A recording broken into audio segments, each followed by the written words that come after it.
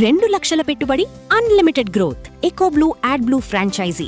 Smart investment, great returns. ఆంధ్రప్రదేశ్లోని కాకినాడ జిల్లాలో జరిగిన ఒక ఉదంతం కుటుంబాన్ని మొత్తాన్ని తుడిచిపెట్టేసింది. అయితే దీని వెనక కుటుంబ వ్యవహారాలు లేదా కుటుంబంలో వచ్చినటువంటి సమస్యల కంటే లవ్ జిహాద్ కోణం ఉందనేటువంటి ఆరోపణలు ఎక్కువగా వినిపిస్తాయి. ఇందులో వాస్తవం ఏంటి? అలానే అసలు సూత్రధారిగా భావిస్తున్నటువంటి సాదిక్ ఖాన్ని అరెస్ట్ చేసినట్టుగా కూడా సమాచారం వస్తుంది. ఇందులో నిజమంతా తెలుసుకునే ప్రయత్నం చేద్దాం. మనతో పాటు ఏపీ బీజేపీ అధికార ప్రతినిధి పెద్దిరెడ్డి రవికిరణ్ గారు ఉన్నారు. రవికిరణ్ గారు నమస్తే. నమస్కారం అండి. రవికిరణ్ గారు, మీరు కాకినాడ వాస్తవ్యులు. ఈ ఇన్సిడెంట్ గత 4-5 రోజులుగా పత్రికల్లో, మీడియాలో ప్రధాన అంశంగా మారిపోతుంది. అసలు ఏం జరిగింది? అతన్ని అరెస్ట్ చేశారని ఇప్పటివరకు వస్తున్నటువంటి సమాచారం. ఢిల్లీలో లేదా ఉత్తరప్రదేశ్లో అరెస్ట్ చేశారు, తీసుకొస్తున్నారు అని చెప్పి అంటున్నారు. సో ఇన్సిడెంట్ వివరాలు ఏంటి? కాకినాడ ఒక ప్రశాంతమైనటువంటి సిటీ అండి. ది పెన్షనర్ ప్యారడైజ్ అంటారు. ఇంత ప్రశాంతమైన సిటీలో గత కొన్ని సంవత్సరాలుగా నిర్గాంతపోయే అంశాలు లేదా ఒకసారి నివ్విరిపోయే అంశాలు జరుగుతున్నాయి. గతంలో రాష్ట్ర వ్యాప్తంగా ఎంతో సంచలనమైన కేసు ఎమ్మెల్సీ అనంతబాబు ఏ రకంగా డ్రైవర్ని చంపి దళితుని చంపి డోర్ డెలివరీ చేశాడు. అదొక నీచమైన ఘటన అయితే, మరో నీచమైన ఘటన మొన్న ఆదివారం జరిగింది. ఏ రకంగా ఒక పంచాయతీరాజ్ శాఖలో ఏఈగా ఇంజనీర్ ఆయన నూకరాజు గారు, ఆయన భార్య, ఆయన కూతురు సౌజన్య, ఆయన మనవడు కార్తిక్ రెడ్డి, నలుగురు కలిసి ఆదివారం రాత్రి గోదావరి వెళ్ళి గోదావరి రైల్కమ్ బ్రిడ్జ్ మీద దూకి అందరు కలిసి ఆత్మహత్య చేసుకున్నారు. అంటే అసలు అది విన్నప్పుడు అంటే గుండె బద్దలైపోయింది, కకావికలం అయిపోయింది. అయితే కార్తికేయ రెడ్డి ఆ 10 ఏళ్ల బాబు స్విమ్మింగ్ వచ్చు కాబట్టి స్విమ్మింగ్ చేసుకుంటా ఉంటే వెంటనే స్విమ్మింగ్ చేసి అలా చేస్తుంటే వెంటనే అక్కడ ఉన్నటువంటి మత్స్యకారులు వెళ్ళి కాపాడారు. సో బాబు అయితే సేఫ్, కానీ వాళ్ళ ముగ్గురు మాత్రం చనిపోయారండి. అసలు దీనికి కారణం ఏంటి అని చూస్తే వారి యొక్క నూకరాజు గారి బియ్యంకుడు భాస్కర్ రెడ్డి గారు ఇచ్చినటువంటి ఎఫ్ఐఆర్, సర్పవరం పోలీస్ స్టేషన్ లో ఇచ్చినటువంటి ఎఫ్ఐఆర్ అండి. ఇది ఎప్పుడు ఇచ్చారండి? ఎఫ్ఐఆర్ 17/8/2026 ఇచ్చారు. FIR number 260/2026. దీనిలో ఎవరి మీద ఇచ్చారు? ఇక్కడ రాస్తున్న పేరు షేక్ సాజిద్ ఖాన్. ఎవరి మీద ఇచ్చారు మరి? అసలు కారణం ఏంటి అంటే భాస్కర్ రెడ్డి గారు ఇచ్చినటువంటి మొత్తం ఆయన లిఖితపూర్వకంగా ఇచ్చినటువంటి కంప్లైంట్, భాస్కర్ రెడ్డి గారు ఎస్పీ గారికి ఇచ్చినటువంటి కంప్లైంట్, ఎస్పీ గారిని అడ్రస్ చేశారు. ఇక్కడ గౌరవనీయులు కాకినాడ జిల్లా సూపరింటెండెంట్ ఆఫ్ పోలీసు వారికి రాసినది. దీనిలో ఆయన చెప్తుంది ఏంటంటే, ఏదైతే సౌజన్య, ఏదైతే ఆయన కోడలు కారులో వెతికితే మరణ వాంగ్మూలం అంటే చనిపోయే ముందు లేఖ రాసి పెట్టిందండి కారులో. ఆ లేఖను పరిశీలిస్తే దానిలో చాలా స్పష్టంగా సౌజన్య గారు ఏం రాస్తున్నారంటే, నా భర్త జగదీశ్వర్ రెడ్డి ఏదో మందు ఇచ్చి షేక్ సాజిద్ చంపేసినట్లు సౌజన్య తన లెటర్లో రాసినది. అలాగే ఈ షేక్ సాజిద్ ఖాన్ నా కోడలు సౌజన్య ఏదో ప్రైవేట్ విషయాలను అడ్డు పెట్టుకుని బ్లాక్ మెయిల్ చేస్తున్నట్లు, టార్చర్ చేస్తున్నట్లు, తన ఫోన్ ట్రాప్ చేసి ఆస్తి కూడా బెదిరించేవాడని, అతనికి సహకరించకపోతే నూకరాజు గారి కుటుంబాన్ని కూడా చంపుతానని చెప్పి కార్తికేయ రెడ్డిని కూడా చంపుతానని బెదిరించేవాడని చెప్పాను. అంతేకాక సౌజన్యను ముస్లిం మతం ఆచారాలని పాటించాలని, ఇస్లాం బుక్ చదివి ఇస్లాంలోకి మారాలని రోజు వ్రాయించేవాడని, గత్యంతరం లేని పరిస్థితుల్లో సాజిద్ చెప్పినట్లు చేసినట్లు కంప్లైంట్ ఇచ్చారు. అంటే ఒకటి బ్లాక్మెయిల్ చేయటం, 2 తన భర్త సౌజన్య భర్త జగదీశ్వర్ రెడ్డి మరణానికి కారణం, 3 మతం మారే విధంగా ఇస్లాం చదివించడం, రాయించడం, వ్యవహారాలు చేయించడం. అతని యొక్క టార్చర్ తట్టుకోలేక ఆ పని చేసేది. ఎంత దారుణమైన విషయం అండి. ఏ రకంగా ఈ సాజిద్ గారు ఒక రైఫిల్ శిక్షకుడుగా కాకినాడలో ఉన్నాడట. రైఫిల్ శిక్షణకి తన దగ్గరికి వచ్చే గతంలో కూడా ఒక కార్పొరేట్ స్కూల్లో కూడా శిక్షకుడిగా పనిచేశాడు. అక్కడ విద్యార్థులను కూడా లైంగికంగా వేధించాడని చెప్పి ఆ రోజు కేసు వస్తే కేసు మొత్తానికి హషప్ చేశారు. పెద్దగా చేయను, ఇది కూడా పేపర్లో కూడా వచ్చింది. అంటే ఒక సిరీస్ ఆఫ్ ఇన్సిడెంట్స్, లైంగిక వేధింపుల ఇన్సిడెంట్స్ ఉన్నాయి ఇతని దగ్గర. అలాగే ఇతను ఒక అకాడమీ కూడా పెట్టాడు. ఆ అకాడమీకి ఈ సౌజన్య తన కొడుకుని కార్తికేయ రెడ్డిని తీసుకెళ్ళి నేర్పిద్దామని ఆ సమయంలో బహుశా ట్రాప్ చేసినట్టున్నాడు.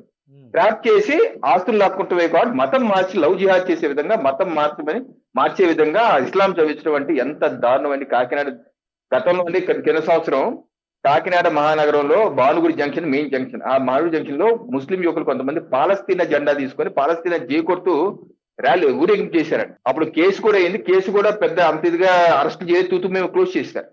అంటే ఇటీవల కాలంలో కాకినాడలో కూడా ఏదైతే కొంతమంది యాంటీ సోషల్ ఎలిమెంట్, అది ఇస్లామిక్ ఛాందసవాద ఎనిమిది, ఇక్కడ ముస్లింస్ ఉన్నారు, ప్రశాంతంగా ఉంటారు, ఎక్కడ మాకు ఇబ్బంది ఎప్పుడు లేదు, ఇలాంటి పొడచూపుతున్నాయంటే అసలు ఇక్కడికి ఏదో కొంతమంది ఏమన్నా మనం ఈ రోజు చర్చించే విధంగా రోహింగ్యా బ్యాచ్ ఆ బ్యాచ్ ఏమన్నా కాకినాడకి ఎందుకంటే ఇది ఒక సేఫ్ జోన్ లా కాకినాడ ఎంచుకొని ఇక్కడ ఏమన్నా వాళ్ళు స్థిర నివాసం ఏర్పాటు చేస్తున్నారా? ఈ బంగ్లాదేశీ బ్యాచ్ రోహింగ్యా బ్యాచ్ ఇది ఏమన్నా వచ్చి ఇక్కడ స్థిర నివాసం ఏర్పాటు చేసుకుని ఇటువంటి దారుణమైన ఘటనలు చేస్తున్నారు. ఎందుకంటే గతంలో ఎప్పుడు ఇటువంటి లేదు, ఇక్కడ సమాజం అంతా కలిసి ఉంటాం. అలాంటిది ఈ రోజు ఇలా జరుగుతుంది. లవ్ జిహాద్ లాంటి విషయం మతం మారే విధంగా కూడా చేసి అతను బాధ తట్టుకోలేక మొత్తం కుటుంబం నోగరాజు గారి కూడా మరణ బాంబంలో చాలా స్పష్టంగా రాశారు. సాజిద్ ఖాన్ వల్లే సరిపోతున్నట్టు వాట్సాప్ మెసేజ్ కూడా పెట్టినట్టు పోలీసులు కూడా చెప్పడం జరిగింది. సో ఇటువంటి దుర్మార్గుణ్ణి పోలీసులు పట్టుకుంటూ అభినందనలు తీసుకురావాలి, కాకినాడకి పూర్తిస్థాయి విచారణ చేయించండి. అసలు ఇతను ఒకడే చేస్తాడా? ఇతని వెనకాల నెట్వర్క్ ఉందా? గతంలో జరిగినటువంటి ఆ పాలస్తీన్ జెండా ఎపిసోడ్ వాళ్ళకి వీళ్ళకి లింకులేని ఉన్నాయా? లేకపోతే గతంలో కూడా ఇంకెవరైనా బాధితులు ఉన్నారా?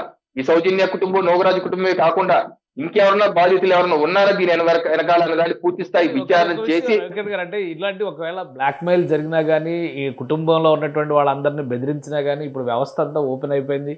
సోషల్ మీడియా ఎక్కడికక్కడ ఇన్ఫర్మేషన్ పాస్ ఆన్ చేయడానికి కానీ, క్వరీస్ రైజ్ చేయడానికి కానీ, కంప్లైంట్ ఇవ్వడానికి కానీ బోల్డంత ఆప్షన్ ఉంది. పైగా ప్రభుత్వంలో ఏఈగా పనిచేస్తున్నటువంటి వ్యక్తి నోకరాజు గారు ఇంత ఎక్స్ట్రీమ్ స్టెప్ తీసుకోవడానికి కారణం ఏంటి?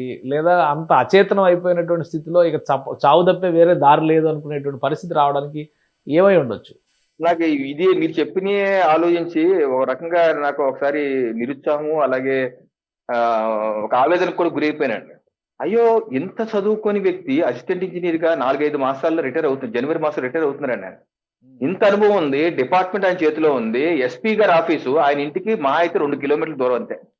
ప్రతి వారం గ్రీవెన్స్ సెల్స్ నిర్వహిస్తారు ఎస్పీ ఆఫీస్ లో, అలాగే కలెక్టర్ ఆఫీస్ లో గ్రీవెన్స్ ఉంది, మా పార్టీ ఆఫీస్ లో గ్రీవెన్స్ ఉంది, టీడీపీ ఆఫీస్ లో గ్రీవెన్స్ ఉంది, లేదా సమాజంలో చాలా మంది చైతన్యవంతమైన ప్రజలు ఉన్నారు, బంధువులు ఉన్నారు. ఇంత మంది ఉండగా మీకు ఏమైనా సమస్య వస్తే ఒక్క మొక్క ఎవరికన్నా ఎందుకు చెప్పలేదు సార్? ఏంటి మనం చేతకాటలేదా, లేకపోతే ఆ ధైర్యాన్ని ఇవ్వలేకపోతున్నావా, లేకపోతే సమాజం ఫెయిల్ అయిందా? ఎవరు ఫెయిల్యూరు అన్నది కూడా చాలా కలిసి వేస్తుంది కేశవ్ గారు. నాకు చాలా ఒక్క మాట ఎస్పీ గారి ఆఫీసు పక్కనే వెళ్ళి ఒక మాట గ్రీవెన్స్ చెప్పి ఇదిగో ఇలా జరుగుతుంది సార్, కాపాడండి సార్, చెప్పండి సార్ అంటే మా ఎస్పీ గారు చాలా యంగ్స్టర్ బిందు మాధవ్ గారు చాలా వేగంగా స్పందించే వ్యక్తి ఆయన. అటువంటి వ్యవస్థలు పెట్టుకొని ఒక ఫోన్ చేస్తే 100 ఫోన్ చేస్తే వచ్చేసేస్తారే, ఇంత వ్యవస్థ పెట్టుకొని కుటుంబం మొత్తం పిల్లల్ని అనాథ చేసి ఈ రోజు గోదావరి నుంచి దూకి చనిపోవాలనే పరిస్థితులు ఏంటి అన్నది నాకే కాదు ప్రజలందరికీ అర్థం కావట్లేదు. ఇది కూడా తెలవాలి బయటికి విచారణలో భాగంగా. ఎందుకు చేశారు అలాగా? అలాంటి గత్యంతరం లేని స్థితికి ఏ రకంగా తొయ్యబడ్డారు, నిజంగా తొయ్యబడ్డారా, ఏం తొయ్యబడ్డారు, ఏ రకంగా తొయ్యబడ్డారు అన్నది కూడా ప్రజలు తెలుసుకోవాలనే ఉంది. తప్పనిసరిగా ఇది కూడా బయట పెట్టాలి. జరిగిన ఇన్సిడెంట్స్ చూసినా కానీ, లెటర్లో రాసిన అంశాలు బట్టి చూసినా ఇది ఒక వ్యక్తిగతమైనటువంటి అంశం. బహుశా ఏవో ప్రైవేట్ వీడియోలు కానీ, మెసేజ్లు కానీ, ఫోన్ ట్యాపింగ్ లాంటివి కానీ చేయడం ద్వారా ఆ కుటుంబాన్ని బ్లాక్మెయిల్ చేశారు అన్నంత వరకు ఓకే. కానీ లవ్ జిహాద్ లాంటి కోణం ఉంది అనడానికి ఏమైనా ఆధారాలు ఉన్నాయా? అతను ఆమెను మత మార్పిడికి ఒత్తిడి చేయడం మినహా వేరే ఏమైనా సహేతుకమైన కారణాలు ఉన్నాయా? అంటే ఇచ్చినటువంటి ఎఫ్ఐఆర్ అలాగే సూసైడ్ నోట్ లో అయితే మతం అంశాలు కూడా ఉన్నాయి అక్కడ. నేను ఇందాక మీ చదివి లేకపోతే లవ్ జిహాద్ అంశాల గురించి అసలు చర్చే వచ్చేది కాదు. ఎప్పుడైతే ఆ కోణం కూడా వచ్చిందో దాన్ని బట్టి ఇది బ్లాక్ మెయిలింగే కాదు, మత కోణం కూడా వచ్చేసింది. సో ఎందుకంత ఉగ్రవాదిగా మతోన్మాదిగా తయారైపోయి సాజిద్ ఖాన్ ఆవిడ్ని కల్మా చదివించడం, ఇస్లాం అంటే బహుశా కల్మా ఉంటుంది, కల్మా చదివించడం, ఆవిడతో రాయించడం, ఇవన్నీ శాడిస్ట్ పనులు ఏంటి? ఆ శాడిస్ట్ పనులు ఎందుకు చేశాడు? విచారణ తేలాలి. అది నిజంగా ఎఫ్ఐఆర్ లో చెప్పినట్టుగా అది జరిగిందా లేదా ఏంటి అనేది కూడా మనకు తెలవాలి. ఆయన కంప్లైంట్ ఇచ్చారు కాబట్టి కుటుంబం ఆయన సూసైడ్ నోట్ రాసి చనిపోయారు కాబట్టి మనం నమ్మాల్సి వస్తుంది.